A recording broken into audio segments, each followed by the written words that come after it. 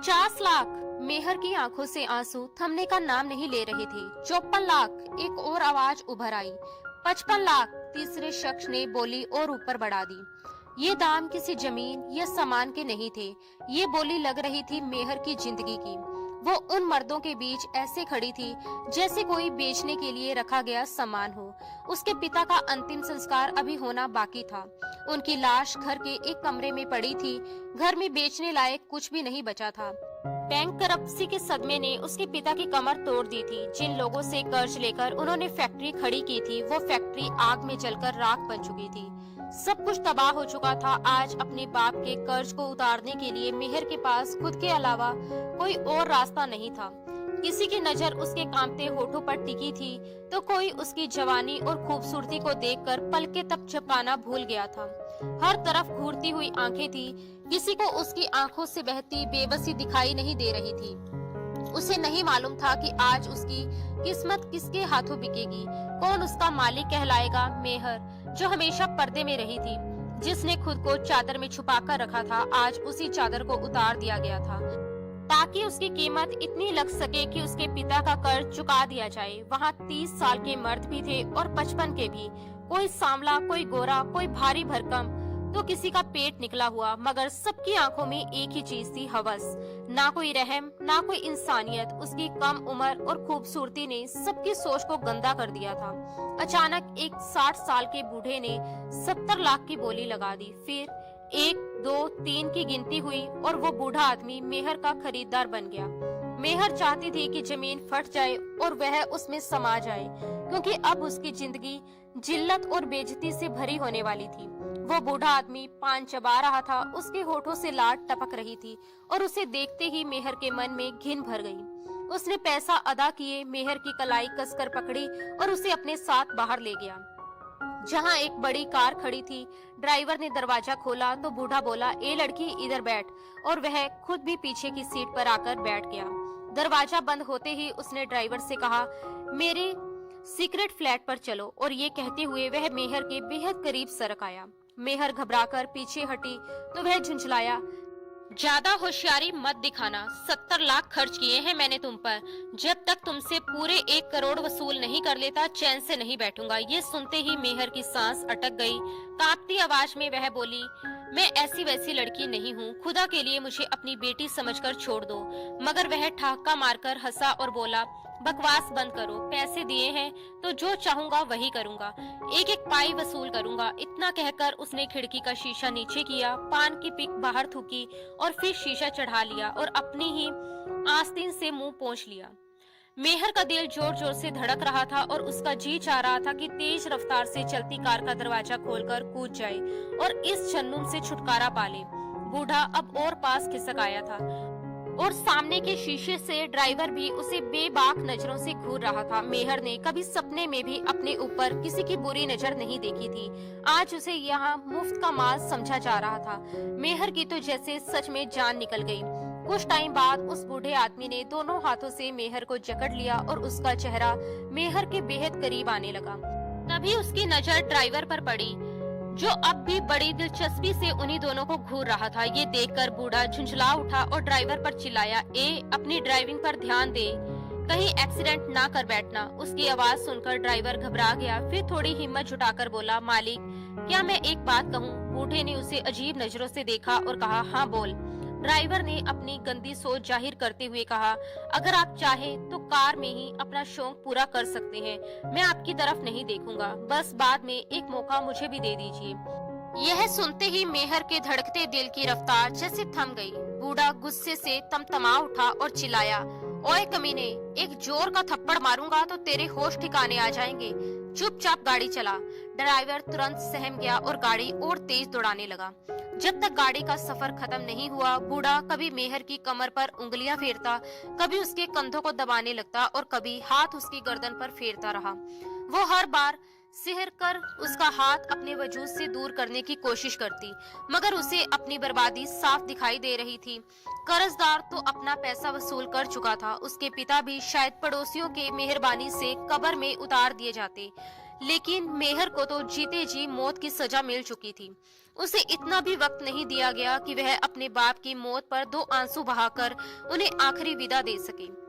उसने अपने पिता को बार बार समझाया था कि किसी से कर्ज ना ले, जैसे तैसे रूखी सूखी में गुजारा हो रहा है तो उसमें सब्र कर ले, मगर पिता ने भरोसे से कहा था कि फैक्ट्री खड़ी होते ही 1 साल में सब चुका देंगे और फिर खूब पैसा कमाकर उसकी शादी किसी अमीर और इज्जतदार घर में करेंगे। लेकिन नुकसान देखकर वह सदमा सह नहीं पाए, चुपचाप दुनिया छोड़ गए और अपनी बेटी के लिए ये खौफनाक सजा छोड़ गए। जैसे ही गाड़ी फ्लैट के नीचे आकर रुकी, बूढ़े ने पूरे हक से मेहर की कलाई पकड़ी और उसे लगभग घसीटते हुए अंदर ले जाने लगा। फ्लैट का दरवाजा खुलते ही मेहर की आंखें फटी की फटी रह गई। वह वहां अकेली नहीं थी। कमरे में पहले से कई लड़कियां मौजूद थी और कुछ मर्द भी इधर उधर खड़े थे। हालात की भयावहता तब और बढ़ गई जब उसने दीवारों और कोनों में लगे कैमरे देखे। बूढ़े को देखते ही वहां मौजूद नौजवान मर्दों की निगाहें मेहर पर टिक गई और वे बाकी से हंसते हुए बोले, बॉस आज नया माल लेकर आए हो। वे उससे ऐसे बात कर रहे थे जैसे वह कोई इंसान नहीं बल्कि कोई बेजान चीज हो जिसका सौदा हो चुका हो। बूढ़ा हल्की मुस्कान के साथ बोला, हाँ मगर पहले वक्त मैं इसके साथ बिताऊंगा। ये सुनते ही मेहर के होश उड़ गए। उन्हीं में से एक शख्स ने ढिठाई से कहा, सब तैयारी हो चुकी है, कैमरा तैयार है, माहौल भी एकदम सेट है। जैसे ही बूढ़ा मेहर को अंदर वाले कमरे की तरफ खींचने लगा, वह खुद को छुड़ाने की कोशिश करने लगी और चीख उठी, मैं नहीं जाऊंगी, मेरा हाथ छोड़ो, खुदा के लिए मुझे यहाँ से जाने दो। उसी शख्स ने फिर उकसाते हुए कहा, सेठ मुझे नहीं लगता ये लड़की आसानी से मानेगी, बेहतर होगा कि इसे एक इंजेक्शन लगा दो ताकि वीडियो बढ़िया बन सके। ये सुनकर मेहर की सांस गले में अटक गई। बूढ़े ने सख्त आवाज में कहा, नहीं, इसे होश में ही रखना है, इसे संभालना मेरा काम है, बस कैमरामैन से कह दो कि सेटिंग एकदम सही रखे। वह शख्स मुस्कुराया, कमरा तैयार है, आप अंदर जा सकते हैं। और जैसे ही वह बूढ़ा मेहर को खींचकर कमरे के अंदर ले गया, कमरे का डरावना माहौल देखकर उसके होश उड़ गए। कमरे में घुसते ही मेहर की नाक में हल्की सी सड़ी हुई बदबू भर आई। वो बदबू जैसे उसकी सांसों में उतरती चली गई। कमरे में बस एक नाइट बल्ब जल रहा था जिसकी पीली सी रोशनी दीवारों पर अजीब सायों को जन्म दे रही थी। चारों तरफ सन्नाटा था, ऐसा सन्नाटा जो कानों में चुभता था। एक कोने में कैमरामैन हाथ में कैमरा लिए खड़ा था। उसका चेहरा भावहीन था, जैसे ये सब उसके लिए रोज का तमाशा हो। बूढ़े ने एक पल भी नहीं लगाया, उसने मेहर को जबरदस्ती घसीटा और बेरहमी से बिस्तर पर फेंक दिया। मेहर का शरीर बिस्तर से टकराया तो उसकी रूह तक कांप गई। उसने उठने की कोशिश की मगर डर और थकान ने जैसे उसकी ताकत छीन ली हो। बूढ़े ने कैमरेमैन की तरफ देखा और सख्त लहजे में हुक्म दिया, ध्यान रखना मेरा चेहरा फ्रेम में नहीं आना चाहिए, सिर्फ ये लड़की दिखनी चाहिए। कैमरामैन ने बिना किसी झिझक के जवाब दिया, ओके बॉस, ऐसा ही होगा, और कैमरे की सेटिंग्स ठीक करने लगा। उस मशीन की हल्की सी आवाज मेहर के दिल की धड़कनों से टकरा रही थी। बूढ़े ने मेहर के गले से दुपट्टा खींचकर दूर फेंक दिया। दुपट्टा हवा में घूमता हुआ जमीन पर जा गिरा, जैसे उसकी आखिरी ढाल भी उससे छीन ली गई हो। फिर वह बिस्तर पर उसके पास आ गया। मेहर ने पूरी ताकत जुटाकर खुद को बचाने की कोशिश की। वह रोती रही, छटपटाती रही, बार बार खुद को छुड़ाने की कोशिश करती रही। उसी खींचातानी में उसके कपड़े कई जगह से फट गए और उसकी बेबसी और ज्यादा नंगी हो गई। तभी उस बूढ़े आदमी ने गुस्से में आकर मेहर के चेहरे पर एक जोरदार थप्पड़ मारा। थप्पड़ की आवाज कमरे की दीवारों से टकराकर लौट आई। मेहर की आंखों के आगे अंधेरा सा छा गया। वह दहशत में उसे घूरती रही। बूढ़ा दांत पीसते हुए धमकी भरे लहजे में बोला, अगर ज्यादा नखरे दिखाओगी तो अपने साथ 2 मर्दों को और बुला लूंगा। सीधी तरह से जो मैं चाहता हूँ मुझे करने दे, वरना जो मैं करना चाहता हूँ वह तेरे साथ एक ही वक्त में 3 मर्द करेंगे। मेहर का गला सूख चुका था। उसे ऐसा लगा जैसे किसी ने उसके वजूद से सारा खून निचोड़ लिया हो और वह अंदर ही अंदर टूटती जा रही हो। इससे पहले कि वह बूढ़ा उसके साथ कुछ गलत करता, अचानक दरवाजा जोर से धड़धड़ाया। बूढ़ा घबराकर चिल्लाया, कौन है ये कमीना? बाहर से एक दमदार आवाज गूंजी, SHO अयान शाह, दरवाजा खोल वरना तोड़ दूंगा। ये सुनते ही बूढ़ा आदमी हड़बड़ा गया और पीछे हटते हुए बोला, शिट, लगता है पुलिस ने रेड मार दी है। वह मेहर को कहीं छुपाने की कोशिश करता, उससे पहले ही मेहर ने हिम्मत जुटाई, बिस्तर से उठी और खुद ही कमरे का दरवाजा खोल दिया। सामने करीब 28 साल का एक नौजवान अफसर SHO अयान शाह खड़ा था। मेहर फूट फूट कर रोती हुई उसके पास पहुंची और गिड़गिड़ाकर बोली, खुदा के लिए मुझे बचा लीजिए, ये बूढ़ा मेरे साथ। उसकी बात यहीं अटक गई, क्योंकि अयान शाह ने उसे ऊपर से नीचे तक देखा और बेरुखी से कहा, तुम्हारी ये नाटकबाजी मेरे सामने नहीं चलेगी। फिर उसने पीछे मुड़कर पुलिस वालों को हुक्म दिया, लेडी कांस्टेबल को बुलाओ, सब लड़कियों को एक वैन में बिठाओ। और इन लोगों को दूसरी वैन में काफी वक्त से इंतजार था इन्हें रंगे हाथों पकड़ने का। पुलिस वालों ने हथियार तान दिए और सबको एक एक करके नीचे ले जाने लगे। बूढ़ा आदमी अयान शाह के करीब आकर फुसफुसाया, देख इंस्पेक्टर, हमारी पहुंच बहुत ऊपर तक है, तुझे पछताना पड़ेगा, पैसे ले और हमें छोड़ दे, तेरा भी फायदा है। जवाब में अयान शाह ने उसके मुंह पर जोरदार थप्पड़ जड़ दिया, जिससे वह दूर जा गिरा और गुस्से से बोला, ये रिश्वत की लालच किसी और को दे देना। मेरे साथ क्या होगा वो बाद में देखा जाएगा, लेकिन जब तक मैं हूँ तुम लोगों के साथ क्या होगा ये तुमने सोचा भी नहीं होगा। अयान शाह अपना कानून खुद बनाता है। फिर उसने सख्ती से कहा, चलो इन सबको बिठाओ, इन्हें मैं नहीं छोड़ूंगा। मेहर लेडी कांस्टेबल के साथ नीचे जा चुकी थी, जहाँ 5-6 और लड़कियां भी थी।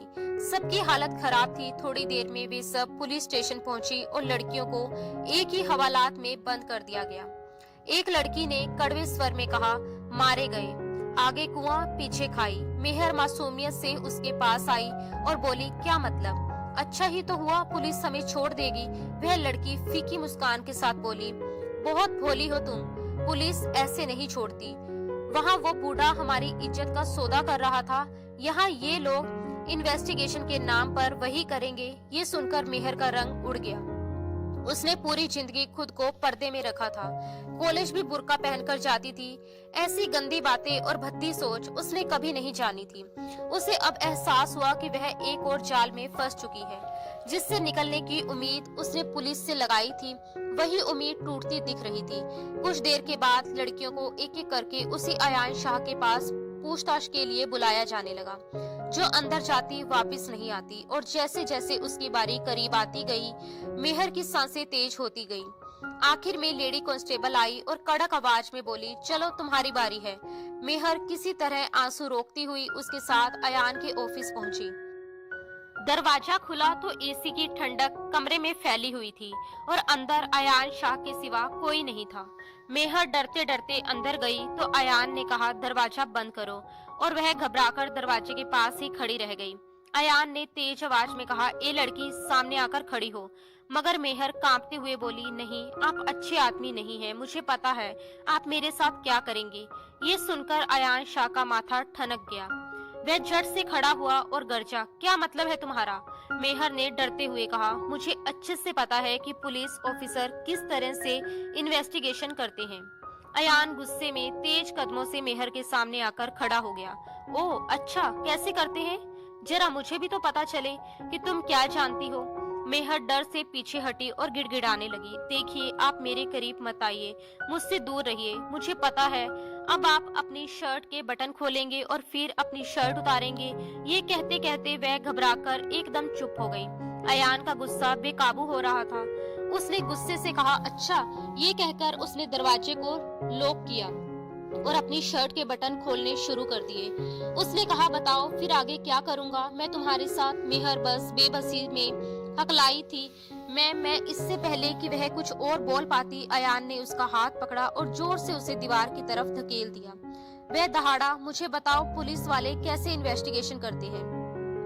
मुझे भी तो पता चलना चाहिए कि तुम्हारे दिमाग में ये गलतफहमी किसने भर दी है। तुम जैसी लड़कियों को मैं बहुत अच्छी तरह से जानता हूँ। भोली भाली बनने का नाटक करती हो। तुम्हें लगता है कि पुलिस वालों को अपना जिस्म दिखाकर और उनके साथ डील करके अपनी बात मनवा लोगी। अच्छी तरह सुन लो, मैं वैसा घटिया पुलिस वाला नहीं हूँ। वो बहुत गुस्से से मेहर पर चिल्ला रहा था। उसकी आंखों में गुस्सा साफ दिखाई दे रहा था। मेहर ने रोते हुए कहा, आप झूठ बोल रहे हैं। मुझे उस लड़की ने बताया था कि आप पुलिस वाले लड़कियों के साथ क्या करते हैं। अयान ने तुरंत पूछा, कौन सी लड़की ने? मेहर बोली, वो लड़की जो मुझसे पहले पूछताछ के लिए अंदर आई थी। अयान ने गुस्से में बात का रुख मोड़ दिया। उसने सख्ती से पूछा, मैं क्या करता हूँ ये तुम्हारी प्रॉब्लम नहीं है। पहले ये बताओ कि तुम क्या करती हो। तुम कब से उस बूढ़े आदमी के लिए काम कर रही थी? तुमने कितनी बार ये गलत काम किया है? मुझे सच सच बताओ, वरना मैं तुम्हें। इतनी देर में मेहर जोर से चिल्ला उठी। मैं वैसी लड़की नहीं हूँ, मैं बहुत सीधी सादी शरीफ लड़की हूँ। अयान ने शरारती स्माइल दी। वो बोला, हाँ, तुम्हारी सीधी सादी शराफत तो साफ दिखाई दे रही है। जगह जगह से फटे हुए तुम्हारे कपड़े, तुम्हारा ये टाइट सूट, तुम्हारे खुले बाल, ये सब तुम्हारी शराफत और तुम्हारे कैरेक्टर का सबसे बड़ा सबूत दे रहे हैं।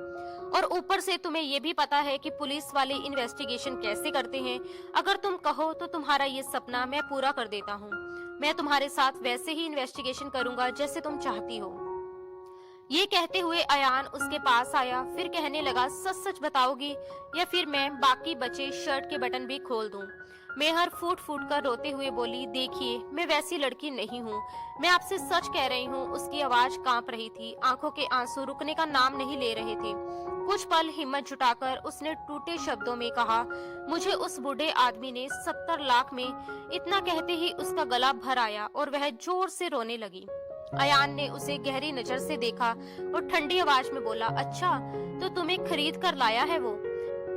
किस अड्डे से खरीदा उसने और अब तुम्हें कहाँ बेचने वाला था? उसके सवालों में शक भी था और एक तरह की कठोरता भी। फिर वह थोड़ा झुककर बोला, देखो लड़की, मुझे सब कुछ सच सच बता दो, मैं तुम्हें जाने दूंगा।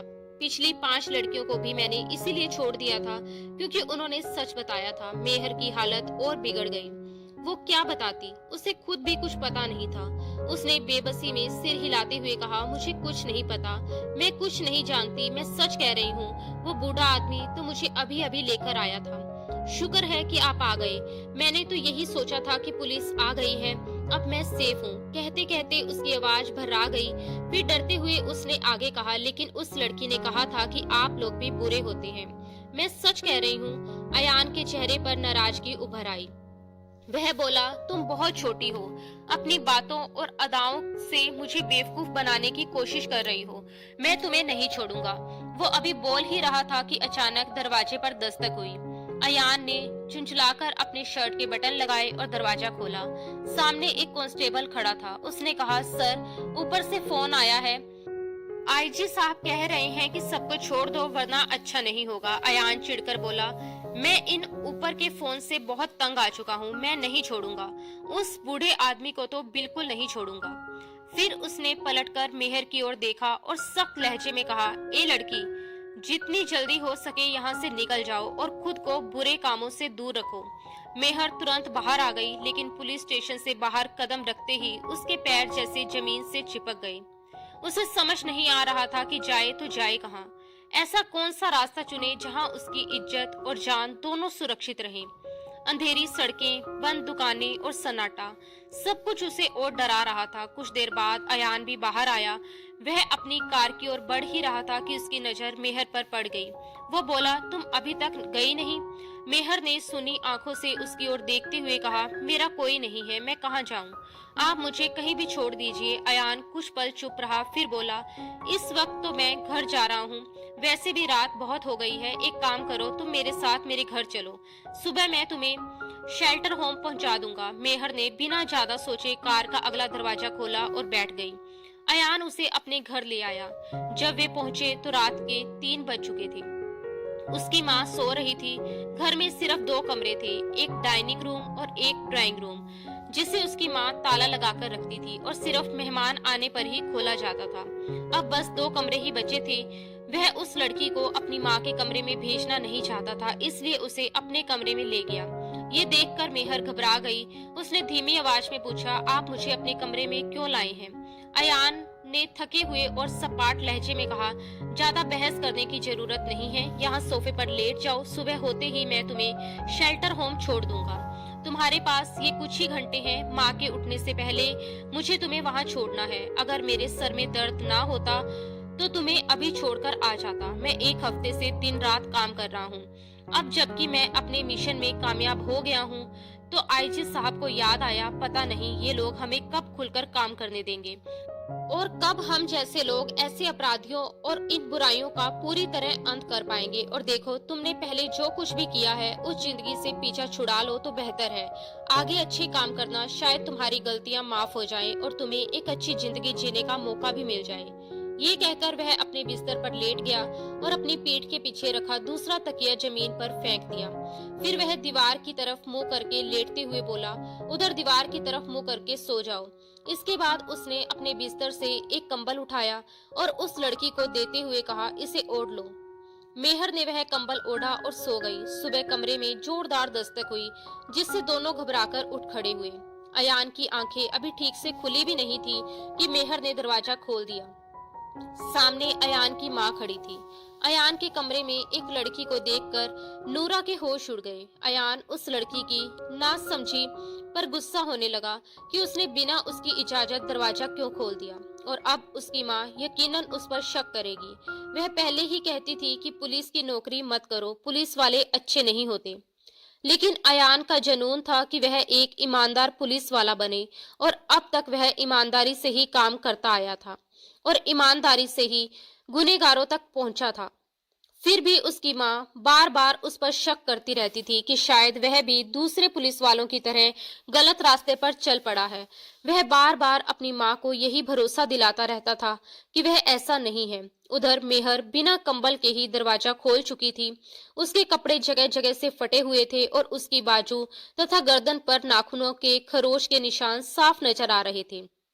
ये देखकर उसकी माँ ने सख्त लहजे में पूछा, लड़की तुम कौन हो? फिर नूरा ने अयान की तरफ देखते हुए कहा, अयान तुम इतने बेशर्म हो चुके हो कि रात गुजारने के लिए लड़की को घर तक ले आए। अयान तुरंत खड़ा हुआ और घबराते हुए बोला, माँ ऐसी कोई बात नहीं है। लेकिन मेहर के दिमाग में एक ऐसा आइडिया आ चुका था जिससे वह अपनी इज्जत बचा सकती थी। इससे पहले कि अयान कुछ बोलता, मेहर नूरा के गले लगकर जोर जोर से रोने लगी और बोली, आपके बेटे ने मुझे बर्बाद करके रख दिया, मुझे कहीं मुंह दिखाने के काबिल नहीं छोड़ा। ये सुनते ही अयान के होश उड़ गए और नूरा गुस्से से अयान को घूरने लगी। वो सख्ती से बोली, ए लड़की क्या कह रही है? अयान ने घबराकर कहा, ए लड़की तुम झूठ क्यों बोल रही हो? माँ को सच बताओ कि मैं तुम्हें यहाँ क्यों लाया हूँ। लेकिन मेहर रोते हुए बोली, रात गुजारने के लिए लाए थे और किस लिए लेकर आए थे। फिर वह नूरा से मुखातिब होकर कहने लगी, देखिए अम्मा जी, मैं एक शरीफ घराने की लड़की थी। मेरे पापा ने किसी से कर्ज लेकर अपनी फैक्ट्री खोली थी, लेकिन उस फैक्ट्री में आग लग गई और वो ये सदमा उनसे बर्दाश्त नहीं हुआ, उनका इंतकाल हो गया। मगर कर्जदारों को पैसा चाहिए था, इसलिए उन्होंने मेरी बोली लगा दी। एक बूढ़े आदमी ने मुझे खरीद लिया और वह मुझे अपने साथ होटल में लेकर गया। लेकिन तभी इन्होंने वहां छापा मारा। मैंने तो सोचा था कि पुलिस वाले मेरी इज्जत की रक्षा करेंगे। इन्होंने बाकी सारी लड़कियों को जाने दिया, लेकिन मुझे अपने साथ यहाँ ले आए और रात को मेरे साथ। ये कहकर वह फिर से फूट फूट कर रोने लगी।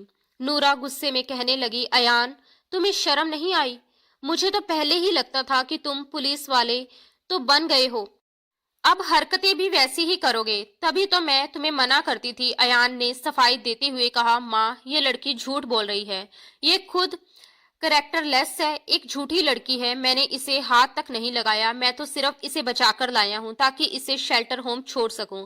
नूरा ने तीखे लहजे में कहा, इसकी जिंदगी बर्बाद करके तुम्हें क्या लगता है मैं तुम्हें सलाह नहीं बल्कि आदेश दूंगी कि तुम इसी लड़की से शादी करो जिसको तुमने बर्बाद किया है। ये सुनते ही अयान का खून खोल उठा और उसका दिल चाहा कि वह मेहर का गला दबा दे और उसे जान से मार डाले।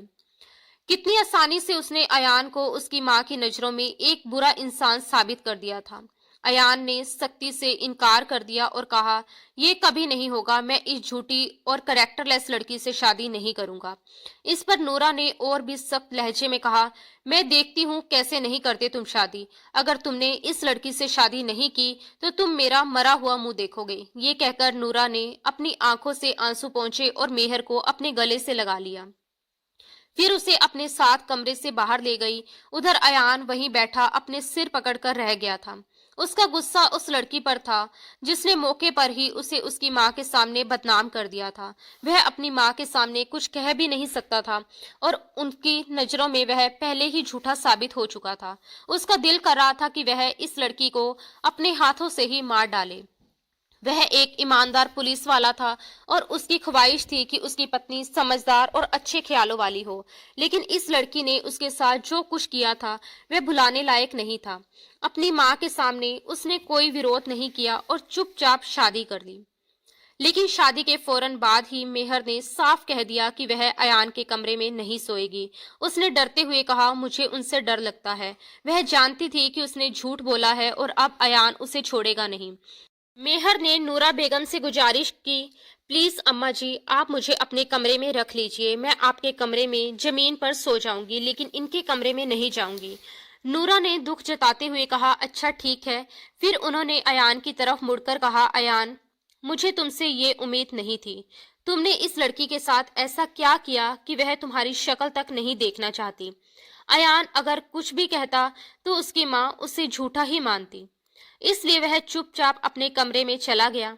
उसने गुस्से में दरवाजा जोर से बंद किया, लेकिन वह मन ही मन फैसला कर चुका था कि जब भी उसे मौका मिलेगा वह इस लड़की को सबक जरूर सिखाएगा। पूरी रात गुस्से के मारे उसका खून खौलता रहा और वह सिगरेट पर सिगरेट पीता रहा। एक तरफ आईजी साहब का उस पर दबाव था कि वह सेठ को छोड़ दे, लेकिन सेठ अब भी अयान के कब्जे में था। अगर वह चाहता तो उसे गोली मारकर खत्म कर सकता था और कह सकता था कि वह अनकाउंटर में मारा गया। वह इन्हीं परेशानियों और सोचों में डूबा हुआ था, लेकिन ये नई मुसीबत उसके गले पड़ चुकी थी। आखिरकार आईजी के कहने पर अयान ने उस सेठ को रिलीज कर दिया, मगर जैसे ही सेठ अपनी गाड़ी में कुछ ही दूरी तय करके एक सुनसान सड़क पर पहुंचा, वहीं अयान के आदमियों ने उस पर हमला कर दिया और उसे मार डाला, ताकि उस बुराई का हमेशा के लिए खात्मा हो सके। अयान का मानना था कि कानूनी तौर पर ऐसे लोगों को कभी सही सजा नहीं मिलती, इसलिए उसने अपने तरीके से इंसाफ करना बेहतर समझा। अब वह पहले से काफी बेहतर महसूस कर रहा था, लेकिन उसके दिल में मेहर के लिए गुस्सा अब भी जिंदा था। उसे लगता था कि मेहर ने जिस तरह उसे उसकी माँ के सामने बदनाम किया, उसका बदला लेना जरूरी है। मेहर उसे देखते ही उसकी माँ के पीछे ऐसे छिप जाती थी मानो अयान ने उसके साथ कोई बहुत बड़ा गुनाह कर दिया हो। उस रात अयान को नींद नहीं आ रही थी, तो उसने सोचा कि चलो चाय पी ली जाए। जैसे ही वह किचन में पहुंचा, खटपट की आवाज सुनकर उसके कान सतर्क हो गए। जब उसने ध्यान से देखा तो पाया कि मेहर अकेले अपने लिए चाय बना रही थी। उसे यूं अकेले देखकर अयान के अंदर का गुस्सा फिर से भड़क उठा। वह तेजी से आगे बढ़ा और अचानक मेहर की कलाई पकड़ ली। मेहर बुरी तरह घबरा गई और डर के मारे कांपने लगी। अयान ने गैस बंद की और दूसरे हाथ से उसके मुंह पर हाथ रख दिया ताकि वह चिल्ला ना सके। उसने मेहर को अपने घेरे में जकड़ लिया और लगभग घसीटते हुए अपने कमरे में ले आया। मेहर इस अचानक हुए हमले के लिए बिल्कुल तैयार नहीं थी। कमरे में पहुंचकर उसने उसे पीछे की ओर धकेल दिया और दरवाजा बंद कर लिया। गुस्से से भरे लहजे में अयान बोला, क्या कहा था तुमने कि मैंने तुम्हारी इज्जत बर्बाद कर दी? तुम्हें पता है इज्जत बर्बाद करना क्या होता है और किसी पर झूठे इल्जाम लगाना क्या कहलाता है?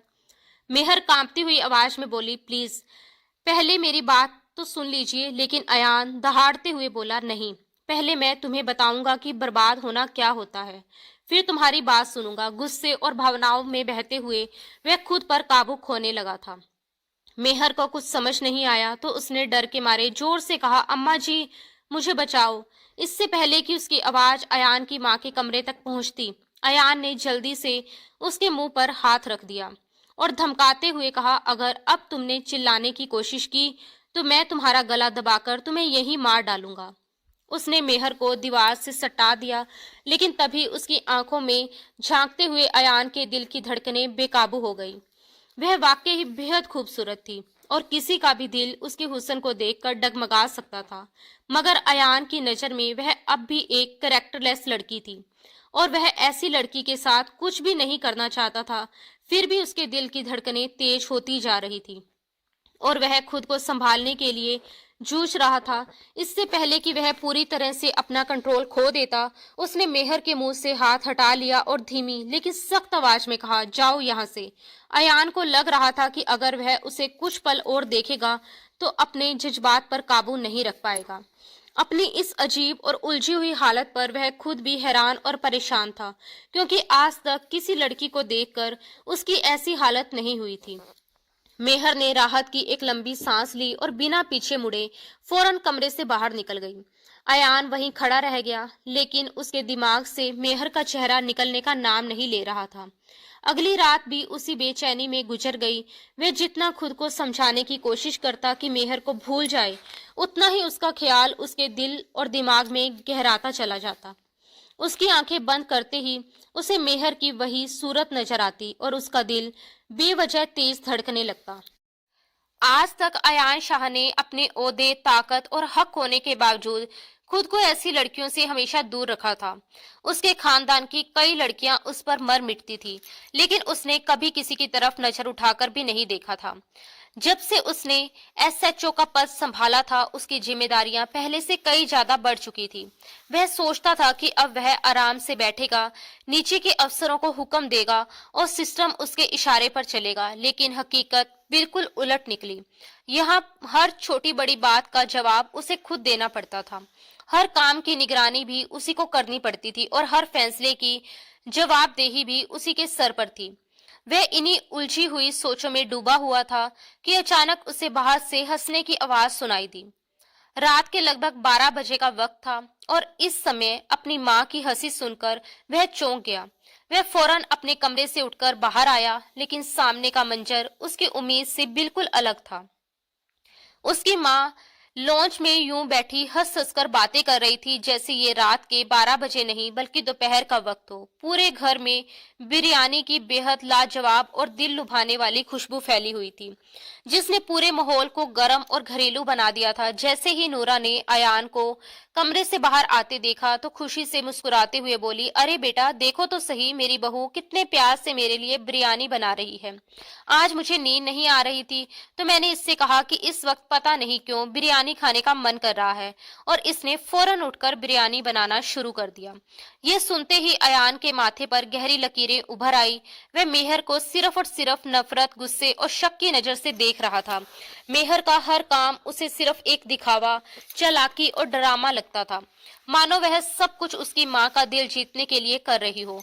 कुछ ही देर बाद बिरयानी पूरी तरह तैयार हो चुकी थी। उसकी खुशबू इतनी लाजवाब थी कि अयान का भी मन कर रहा था कि वह भी खाए, लेकिन उसके दिमाग में बार बार यही सवाल उठ रहा था कि वह कोई अच्छी लड़की नहीं है बल्कि गलत रास्ते पर चलने वाली लड़की है। उसके जैसी लड़कियां भला घर की इज्जत कैसे बन सकती हैं?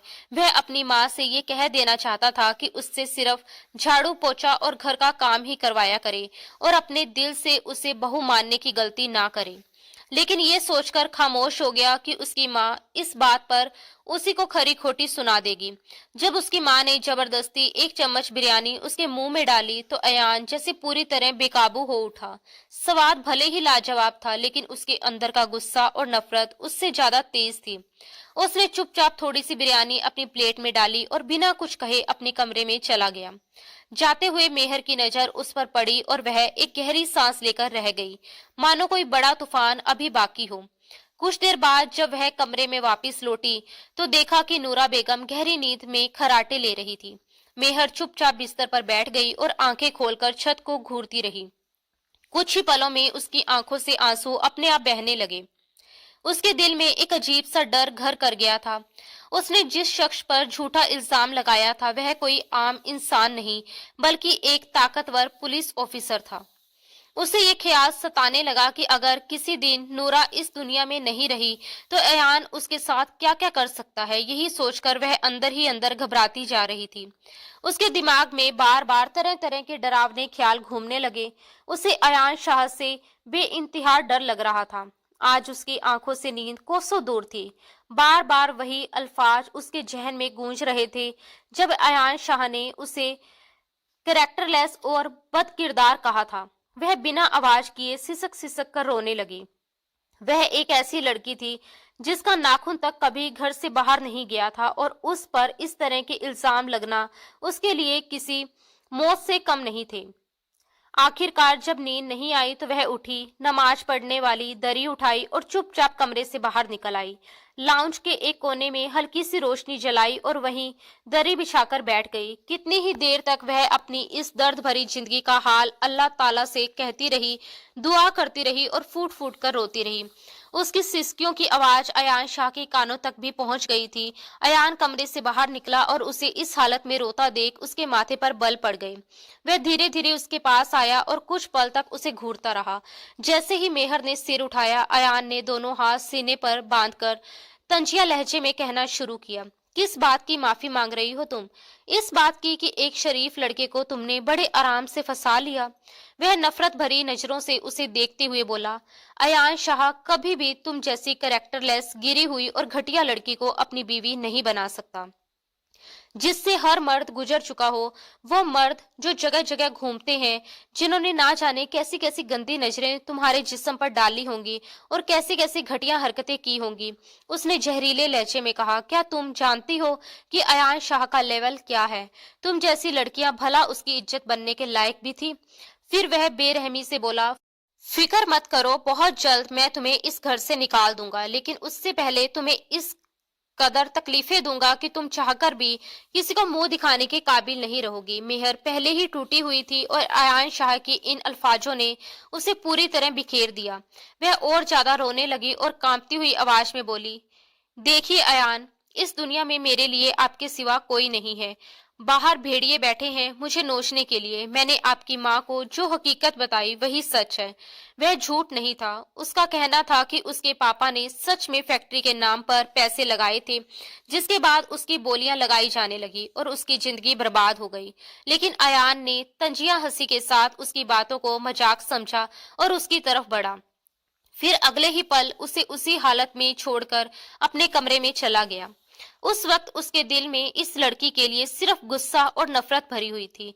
कुछ दिन इसी तरह गुजर गए। अयान एक खास और खतरनाक मिशन में बिजी हो चुका था और इस दौरान सास बहू का रिश्ता पहले से भी ज्यादा मजबूत हो गया था। एक सुबह अयान शाह का फोन आया तो कॉल सुनते ही नूरा बेगम के चेहरे पर डर की गहरी लकीरें खींच गई। जब मेहर ने ये देखा तो फौरन पूछने लगी, अम्मा जी सब ठीक तो है ना? नूरा बेगम ने चिंता भरे लहजे में कहा, बेटा दुआ करो। मेरे बेटे ने आज से पहले कभी मुझसे ये नहीं कहा कि दुआ करना मेरा मिशन कामयाब हो जाए। यकीनन वह किसी बहुत बड़े और खतरनाक गैंग के पीछे लगा हुआ है। ये सुनकर मेहर भी घबरा गई और दिल ही दिल में दुआ करने लगी कि अयान को कुछ भी ना हो और वह पहले की तरह इस मिशन में भी कामयाब होकर घर लौट आए। लेकिन दिन देखते देखते रात में बदल गया और अब तक अयान की तरफ से कोई कॉल नहीं आया था। बेटे की कोई खबर ना मिलने पर नूरा बेगम का दिल बैठने लगा। उनका ब्लड प्रेशर भी लो होने लगा। वह बेहद परेशान हो चुकी थी, मगर वही हुआ जिसका डर था। कुछ देर बाद पुलिस स्टेशन से कॉल आया कि अयान शाह को गोली लग चुकी है। ये सुनते ही नूरा बेगम बेहोश होकर गिर पड़ी। मेहर को कुछ समझ नहीं आया कि क्या करे। डर और घबराहट के मारे वह रोने लगी और कांपती आवाज में पूछा, अयान किस हॉस्पिटल में है? पूरी जानकारी मिलने के बाद वह अपनी सास को भी उसी हॉस्पिटल लेकर पहुंची। पहले उसने नूरा बेगम को एडमिट करवाया और फिर जब अयान शाह की तरफ बढ़ी तो उसके दिल में ख्याल आया कि शायद वह बेहोश पड़ा होगा। चेहरे पर चोटों के निशान होंगे, बदन जख्मों से चूर होगा। मिशन में वह कामयाब हो चुका था, मगर आखिरी पकड़े जाने वाले डाकू ने उस पर बुरी तरह हमला कर दिया था, जिसे बाद में अयान शाह ने ही मार गिराया था। आंखों में आंसू लिए जब मेहर कमरे में दाखिल हुई तो सामने का मंजर देखकर उसकी आंखें और भी ज्यादा फैल गईं, क्योंकि सामने अयान शाह आधे लेटे हुए अंदाज में सहारे के साथ बैठा था। हॉस्पिटल की यूनिफॉर्म में वह इस वक्त कुछ ज्यादा ही आकर्षक और रौबदार लग रहा था, लेकिन उसके बाजू पर बंधी पट्टी देखकर मेहर के दिल में दर्द की एक लहर दौड़ गई। उसने एक गहरी सांस ली और धीरे धीरे चलते हुए उसके करीब आ गई। कांपते हुए उसने अपना हाथ उसके उस बाजू पर रखने की कोशिश की जहां जख्म था, लेकिन अगले ही पल अयान शाह की आंख खुल गई। उसने झटके से अपना बाजू पीछे खींच लिया। उस हरकत से उसके जख्म में दर्द भी उभर आया। वह शख्स और चुभते हुए लहजे में वह बोला, तुम यहाँ क्या कर रही हो? अम्मी कहाँ है? और मुझे छू क्यों रही हो? दूर हटो। अयान शाह के मुंह से ये अल्फाज सुनते ही मेहर एक झटके से पीछे हट गई। कांपती हुई आवाज में उसने कहा, आप ठीक तो है ना? आपको ज्यादा दर्द तो नहीं हो रहा? पुलिस वाले भाई कह रहे थे कि आपको 3 गोलियां लगी हैं, कंधे पर, बाजू पर, 2 एक साथ। वह बच्चों की तरह रोते हुए बोल रही थी, जबकि अयान शाह उसे हैरानी से देखते हुए बोला, गोलियां मुझे लगी हैं, तुम क्यों रो रही हो? बेवजह मेरे सामने हमदर्दी दिखाने की जरूरत नहीं है। अम्मी को तो कुछ नहीं बताया ना? अम्मी ठीक है? उसकी आवाज में फिक्र तो थी, लेकिन लहजा अब भी सख्त था। मेहर ने आंसू पोंछते हुए कहा, ठीक है, वे साथ वाले कमरे में एडमिट हैं। उन्होंने ही आपकी गोली लगने की खबर सुनी थी, इसलिए बहुत परेशान है। ये सुनते ही अयान शाह ने गुस्से और बेचैनी में अपने बाजू पर लगी ड्रिप को एक झटके से खींचकर निकाल दिया। ड्रिप की दवा और खून एक साथ बाहर फुहारे की तरह बह निकले। अयान के इस नफरत भरे और जिद्दी अंदाज को देखकर मेहर पूरी तरह हैरान रह गई। अयान दर्द के बावजूद फौरन अपनी मां के पास गया और उन्हें दिलासा देते हुए बोला कि उसे कुछ भी नहीं हुआ। गोली तो सिर्फ बाजू को छूकर निकल गई है और वह बिल्कुल ठीक है। नूरा बेगम ने जब अपने बेटे को सामने देखा तो रोते हुए उसे गले लगा लिया। डॉक्टरों ने उसे 2 दिन हॉस्पिटल में रहने की सलाह दी थी, लेकिन अपनी मां की खातिर वह घर लौट आया ताकि वह ज्यादा परेशान ना हो। मां के सामने वह खुद को मजबूत और ठीक दिखाने की कोशिश कर रहा था, जबकि अंदर से वह कमजोरी और दर्द से जूझ रहा था। कुछ देर मां के पास बैठने के बाद जब वह अपने कमरे में आया तो अचानक उसके कदम लड़खड़ा गए। मेहर फौरन आगे बढ़ी और उसका बाजू पकड़ लिया। इस वक्त अयान का पूरा वजूद जैसे आग में जल रहा था। वह उसे सहारा देकर कमरे में ले जाने लगी और अयान झुंझलाकर चीख पड़ा, छोड़ो मुझे, मुझे तुम्हारे सहारे की कोई जरूरत नहीं है। शायद दवाइयों का असर था और बुखार की वजह से वह बड़बड़ाने लगा, तुम जैसी लड़कियों को मुझे छूने का कोई हक नहीं है। तुम गंदी हो, बुरी हो। मैं तुम जैसी लड़कियों पर थूकना भी पसंद नहीं करता। वह लगातार मेहर को बुरा भला कहता रहा। जब मेहर ने अपने किरदार पर ऐसे जहरीले अल्फाज सुने तो वह भी खुद पर काबू ना रख सकी। उसने अयान को झटके से अलग किया और गुस्से में बोली, बस बहुत हो गया। आपको शर्म नहीं आती? क्या आप में इंसानियत नाम की कोई चीज है? जब एक लड़की बार बार आपको सच बताकर हकीकत समझाने की कोशिश कर रही है तो आपको समझ क्यों नहीं आता? लेकिन अयान में जवाब देने की ताकत नहीं बची थी। वह वहीं बेड पर गिर पड़ा, जूतों समेत, और दर्द से करहाने लगा। बुखार और कमजोरी के चलते उसकी हालत और बिगड़ रही थी। बेड से टकराने की वजह से बाजू की पट्टी से हल्का हल्का खून रिसने लगा, जो धीरे धीरे बेडशीट पर फैलने लगा था। वह दर्द से कराह रहा था, मगर मेहर गुस्से और टूटे हुए दिल के साथ उसे उसी हालत में छोड़कर बाहर निकल आई। वह सोच रही थी कि जो शख्स बार बार उसके कैरेक्टर पर सवाल उठाता है, उसे बुरा भला कहता है, वह भला क्यों उसके लिए बीवी के फर्ज निभाए। हाँ, उससे शादी करना उसकी मजबूरी थी, लेकिन क्या इस तरह बार बार उसके किरदार को कुचलना सही था? वह कमरे से बाहर निकल आई और दरवाजा जोर से बंद करके दूसरे कमरे में जाकर लेट गई, मगर अयान की दर्द भरी कराहों की आवाज उसके कानों तक पहुंचती रही। उसका जमीर उसे कचोटने लगा कि चाहे जो भी हो, वह उसका शोहर है। वह हकीकत से अनजान है और बुखार में तड़प रहा है। उसकी माँ ने उसे इतना प्यार और इज्जत दी थी, तो उसे भी इंसानियत दिखानी चाहिए। यही सोचकर वह एक बार फिर उठी और कमरे की तरफ चल पड़ी। अंदर जाकर उसने देखा कि पट्टी पूरी तरह खून से भर चुकी थी और अब हल्का हल्का खून बेड पर भी फैलने लगा था। वह जल्दी से अयान के पास आई और सबसे पहले उसके जख्म को ड्रेसिंग की। बड़ी नरमी और एहतियात से उसने पट्टी को ठीक किया ताकि उसे ज्यादा दर्द ना हो। उसके बाद वह ठंडे पानी की पट्टियां उसके माथे पर रखने लगी ताकि बुखार कुछ कम हो सके, मगर फिर भी अयान को कोई खास सुकून नहीं मिल रहा था। उसका पूरा वजूद तेज बुखार से झुलस रहा था और वह बेचैनी से करवटें बदल रहा था। अगले ही पल बुखार की बेहोशी और घबराहट में उसने अपनी शर्ट उतारकर दूर फेंक दी। अब वह शर्टलेस हालत में मेहर के सामने था। उसका गठा हुआ मजबूत और आकर्षक वजूद देखकर मेहर के चेहरे का रंग उड़ने लगा। वह एक पल के लिए हड़बड़ा गई, फिर भी वह खुद को संभालते हुए उसके माथे पर ठंडे पानी की पट्टियां रखती रही। जैसे ही उसने रुमाल उठाकर बाउल में रखने की कोशिश की, अगले ही पल अयान ने आंखें बंद किए हुए उसका हाथ पकड़ लिया और उसके ठंडे हाथों को अपने चेहरे पर रखने लगा। शायद वह उसके ठंडे स्पर्श से राहत और सुकून महसूस कर रहा था। मेहर चुपचाप उसे देखती रही। तभी अयान ने अगली ही घड़ी अपना सिर उठाकर उसकी गोद में रख दिया। उसका चेहरा बुखार से लाल हो चुका था, उसकी सांसें गर्म थी। जब वह मेहर का हाथ पकड़े हुए अपनी गर्दन और सीने पर मलने लगा तो मेहर घबरा गई और धीरे से बोली, अयान, ये क्या कर रहे हैं आप? मेरा हाथ छोड़िए, मैं आपके सर पर पट्टी रख देती हूँ। बताइए, कुछ चाहिए आपको? खाने के लिए कुछ लाऊं? लेकिन अयान ने उसका हाथ अपने सीने पर खींच लिया और अगले ही पल उसका दूसरा हाथ मेहर की कमर के चारों ओर घूमने लगा। वह खुद को और ज्यादा उसके करीब खींच रहा था, यहाँ तक कि उसने उसे कमर से पकड़कर अपने पास लिटा लिया। उसके जख्मी वजूद को देखकर मेहर हड़बड़ा गई और घबराकर बोली, अयान, अपने बाजू को ज्यादा मत हिलाइए, आपको दर्द होगा। इस वक्त आपको तेज बुखार है। काश आप और जिद ना करते और 2 दिन हॉस्पिटल में ही रह जाते। वह डर रही थी कि कहीं अयान की हालत और ना बिगड़ जाए, जबकि अयान अगले ही पल उसे अपनी बाहों में भरकर अपना चेहरा उसकी गर्दन के करीब ले आया था। उसकी गर्म सांसें मेहर को अजीब सा एहसास दे रही थी। वह लड़की जो खुद को उससे दूर रखना चाहती थी, धीरे धीरे उसी एहसास में डूबती चली जा रही थी। उसने अब अयान की घूमती हुई उंगलियों को रोकने की कोशिश नहीं की, जो बड़ी बेपरवाह से उसके पूरे वजूद पर घूम रही थी। और अयान हल्की हल्की कराहों के साथ उसके पास कूंद तलाश कर रहा था। कुछ देर बाद जब उसका बुखार थोड़ा कम हुआ तो वह उसी हालत में सो गया, मेहर को अपनी बाहों में जकड़े हुए।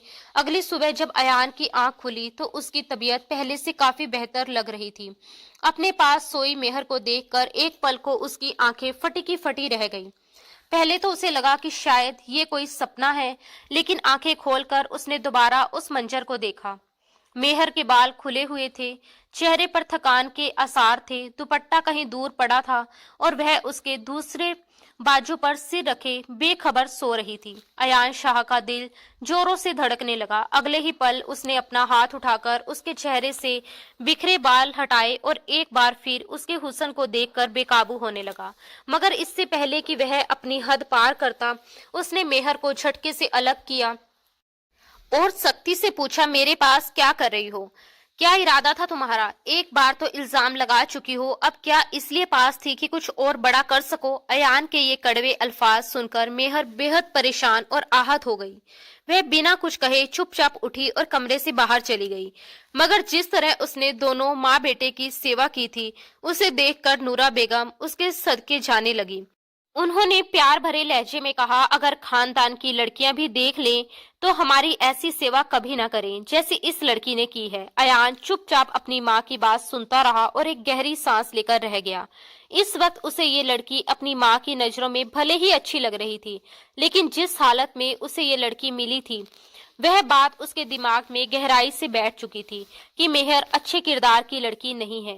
वह चाहकर भी उससे मोहब्बत नहीं कर पा रहा था, बल्कि उसकी जिंदगी को तकलीफों से भर देना चाहता था और उसकी असलियत अपनी माँ के सामने लाना चाहता था। जिसे आप इतनी इज्जत दे रही हैं, वह उस काबिल है ही नहीं।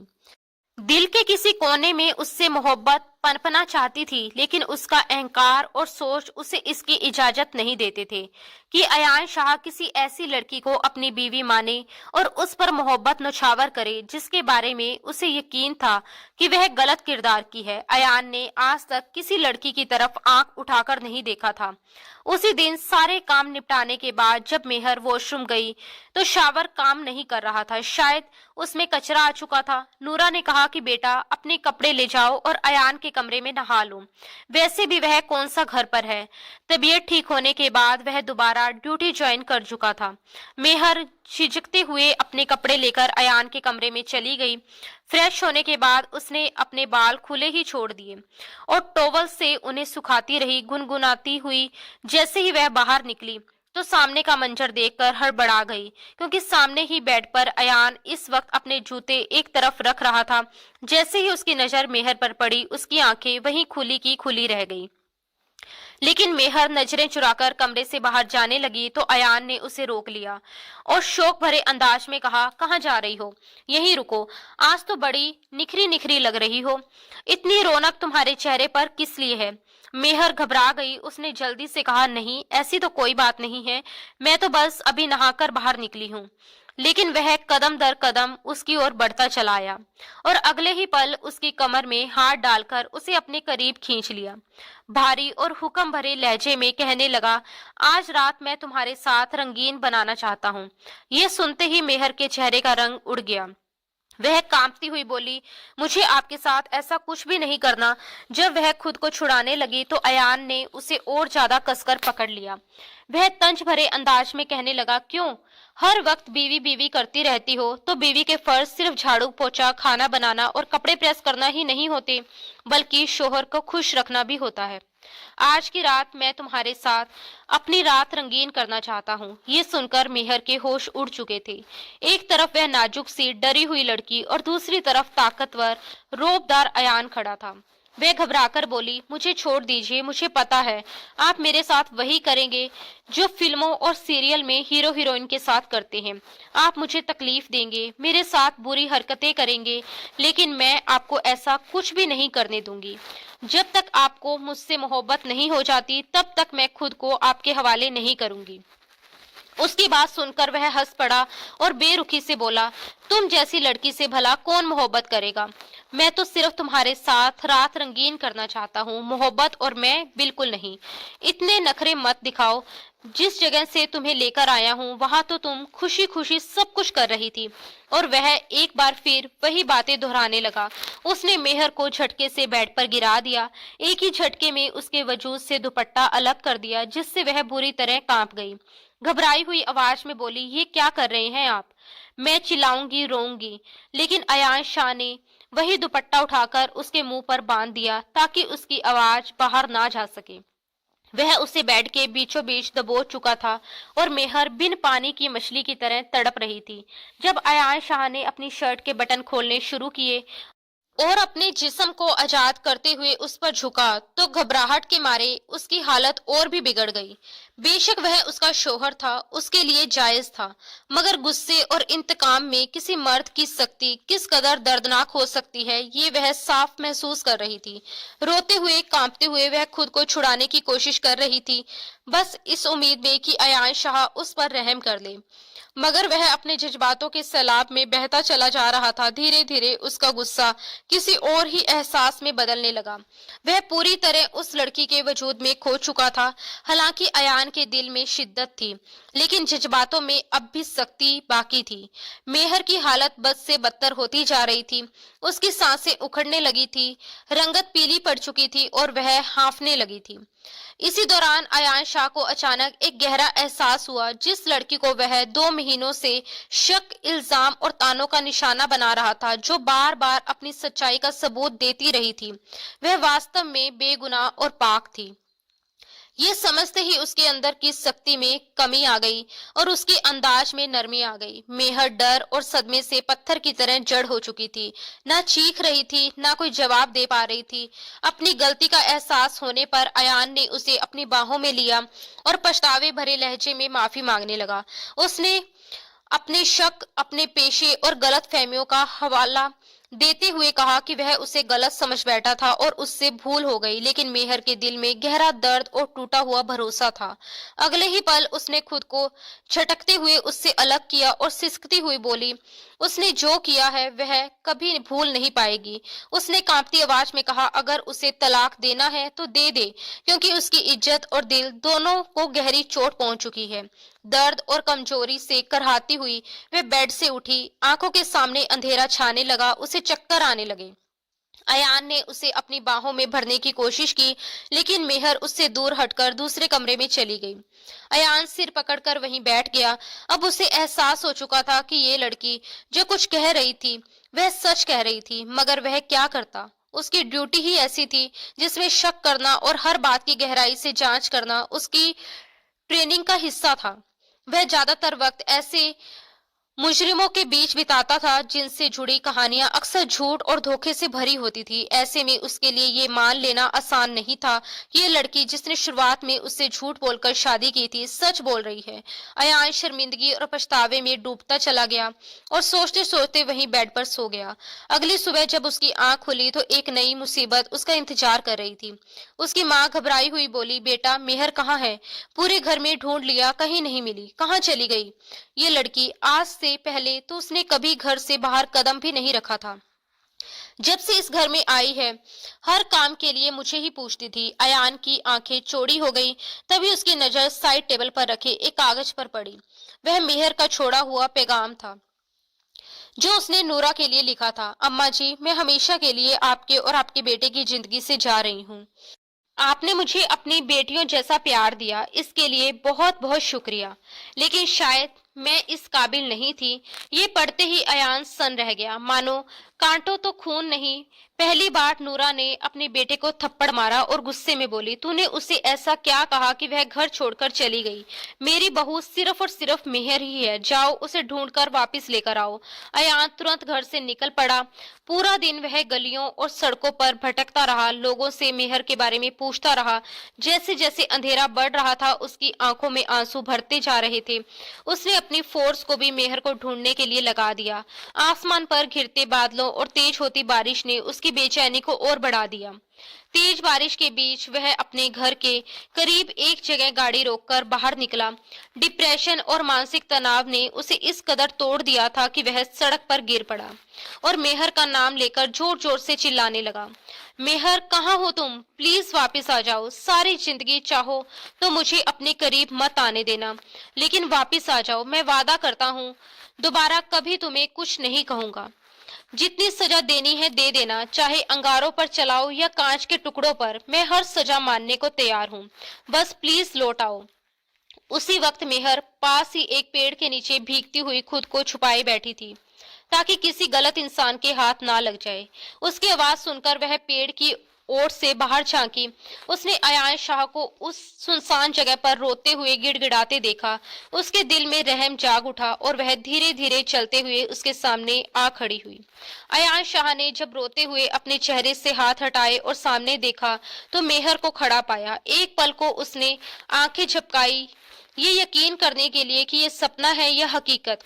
फिर अगले ही पल उसने उसे अपने सीने से लगा लिया और रोते हुए कहा, मुझे माफ कर दो, मैं गलत था। जो चाहे सजा देना, लेकिन मुझे माफ कर दो। वह पत्थर की मूरत बनी चुपचाप खड़ी रही और कांपती हुई आवाज में बोली, आप मुझे ढूंढने क्यों आए हैं? मैं तो गंदी औरत हूं ना। बाजारी वह अभी इतना ही कह पाई कि अयान ने फौरन उसके मुंह पर हाथ रख दिया और सख्त लहजे में बोला, खबरदार, एक भी लफ्ज और नहीं। खामोश हो जाओ। मैंने तुम्हें जो कुछ भी कहा, जो भी किया, मैं जानता हूँ कि उसकी भरपाई कैसे करूंगा। मैं तुम्हारी कसम खाकर कहता हूँ कि अगर तुम मुझे इजाजत नहीं दोगी तो मैं सारी जिंदगी तुम्हारे सामने ऐसे ही गुजार दूंगा, मगर तुम्हें हाथ तक नहीं लगाऊंगा। मैं तुम्हें इतनी मोहब्बत और इतनी खुशियां दूंगा जिसकी तुम सच में हकदार हो। शायद इसी तरह मैं अपने गुनाहों का प्रायश्चित कर सकूं। वह मेहर को अपने साथ घर वापस ले आया। नूरा ने जब उसे देखा तो उनकी जान में जान आ गई। उन्होंने अपनी बहू को सीने से लगाकर रोते हुए ढेर सारा प्यार लुटाया। कुछ दिन दोनों के बीच खामोशी छाई रही, लेकिन धीरे धीरे हालात बेहतर होने लगे और उनके रिश्ते में नरमी आने लगी। जब नूरा ने यह सब महसूस किया तो मुस्कुराते हुए बोली, क्या बात है, तुम दोनों एक दूसरे को बिल्लियों की तरह घूर घूर कर छुपके छुपके देखते रहते हो। बस मुझे अगले 2 महीने के अंदर अंदर खुशखबरी चाहिए। ये आंख मिचोली बंद करो। उस दिन नूरा ने अपने हाथों से अपने बेटे की दुल्हन को सजाया था। मेहर को बिल्कुल दुल्हन की तरह तैयार करवाकर कमरे में बिठा दिया गया था। जब अयान ड्यूटी से वापस आया तो उसे सीधे कमरे में जाने नहीं दिया गया। नूरा ने उसे एक सफेद कुर्ता पहनने को दिया और अपनी खानदानी अंगूठी उसके हाथ में थमाते हुए कहा, जा कमरे में जा और खबरदार अगर किसी तरह की शिकायत मिली। जैसे ही अयान ने दरवाजा खोला, सामने मेहर दुल्हन के रूप में मुस्कुराते हुए उसी का इंतजार कर रही थी। वह उस पल में जैसे कैद होकर रह गया। कुछ देर तक मोहब्बत भरी बातें होती रही और फिर वह उसे अपनी बाहों में भरकर अपना आप उस पर न्यौछावर कर बैठा, जबकि मेहर उसकी सांसों में अपनी सांसें घुलती हुई महसूस कर मदहोश हो गई थी। दोस्तों, हमें पूरी उम्मीद है कि आपको हमारी ये कहानी बेहद पसंद आई होगी और इसे देखकर या सुनकर आपको अच्छा लगा होगा। अगर आपको ये कहानी पसंद आई हो तो वीडियो को लाइक जरूर करें, ताकि हमें पता चल सके कि आप इस तरह की कहानियों को पसंद करते हैं। अगर आप हमारे चैनल पर नए हैं तो चैनल को सब्सक्राइब करना बिल्कुल ना भूलें, क्योंकि यहाँ आपको ऐसे ही शानदार और दिलचस्प कहानियाँ लगातार मिलती रहेंगी। और हाँ दोस्तों, नोटिफिकेशन बेल को जरूर दबा दें ताकि हमारी अगली नई वीडियो और अपडेट सबसे पहले आप तक पहुँच सके। आप सभी का बहुत बहुत धन्यवाद। मिलते हैं अगली कहानी में। राधे राधे।